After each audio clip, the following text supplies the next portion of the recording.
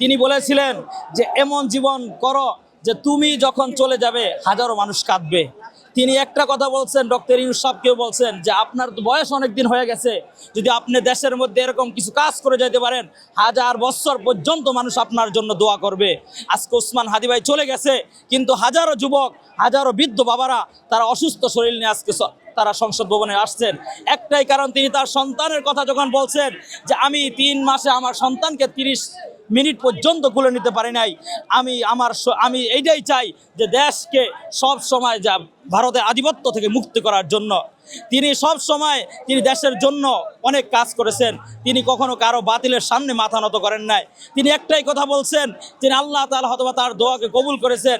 তিনি বলছেন যে কোনো সৈনিক, কোনো যোদ্ধা কোনো দিন ঘরের মধ্যে ইন্তেকাল করতে পারে না। যখন আমার প্রাণ অথবা আমার কোনো মিছিলে গেছি, আমার হয়তো একটা গুলি করছে বুকে পড়বে অথবা আমার মাথায় আঘাত লাগবে, দেখছেন তখন তিনি বলছেন যে আমার যে জুমার দিন মৃত্যু হয়, কিন্তু ঠিক তেমনিভাবে দেখা গেল তিনি জুমার দিন নামাজ পড়ার পরে তাকে গুলি করছে এবং পরের জুমায় তিনি রাত্রে আসে, আরবি মাসে রাত আসে আগে তিনি জুমার দিন রাতেই ইন্তেকাল করছেন।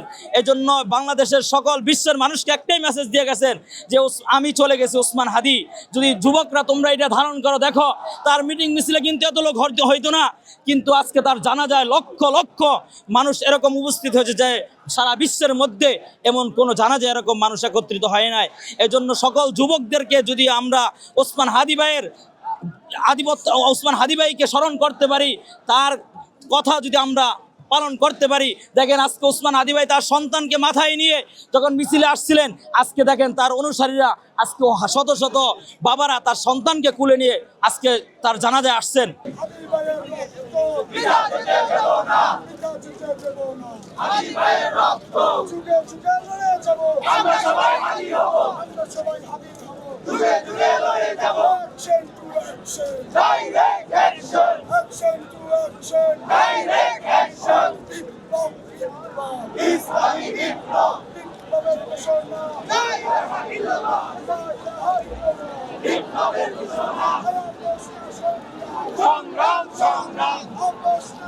রাষ্ট্র নিরাপত্তা দেয় নাই, তাকে মূল্যায়ন করে নাই, তাকে বলছে এরা কি করবে, এরা ছাত্র জনতা এরা কি করবে, হাদিকে মূল্যায়ন করতে পারবে না।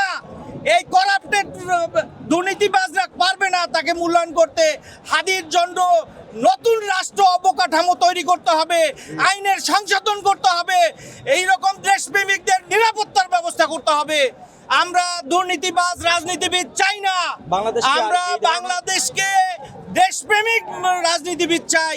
যারা এই করাপ্টেড লোক এদেরকে আমরা সংসদে দেখতে চাই না। বাংলাদেশের জনগণ এই ধরনের দেশপ্রেমিককে আর হারাতে চায় কিনা সামনে? না, আমরা চাই না।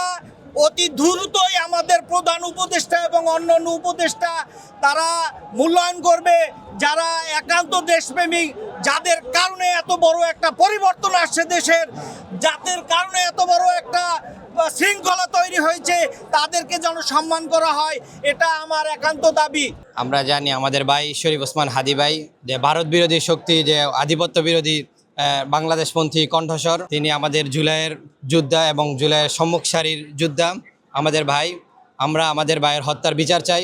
আমাদের ভাইয়ের, যেমন আমাদের হাদি ভাই বলতো যে মানুষ জন্মাই আপনার মানে মৃত্যুর জন্য, ভাই কখনো মৃত্যুকে পরোয়া করতো না, কিন্তু ভাই চেয়েছিল যে ভাই মৃত্যুবরণ করলেও যেন তার বিচার হয়। যদি মানে ভাই মৃত্যুবরণ করে যদি বিচার না হয় তাহলে ইমন হাদি আর জন্মাবে না। তাই আমরা সরকারকে বলতে চাই, খুনি যেখানেই থাকুক খুনিকে দেশে আনতে হবে এবং খুনির বিচার করতে হবে। এবং আমরা হাদি ভাইকে বলতে চাই, ভাই আপনি যেই বুলেট মাথা পেতে নিয়েছেন, আমাদের সারাটি জীবন আমরা সেই বুলেট ফিরিয়ে দেওয়ার জন্যই আমরা সংগ্রাম চালিয়ে যাব।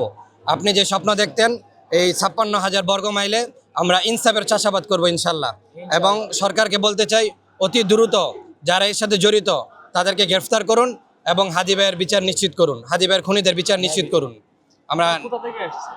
আমরা আসছি নরসিংদী থেকে, আসছি আমরা ভাইরা, আমাদের নরসিংদী থেকে আমরা 2 বাস, মেঘালয় বাস 2 বাস আমরা আসছি আজকে ভাইয়ের জানাজায় শরীক হওয়ার জন্য, এবং বাংলাদেশের ইনসাফ কায়েম হয় এবং আমাদের ভাই যেন তার খুনির সঠিক বিচার হয়।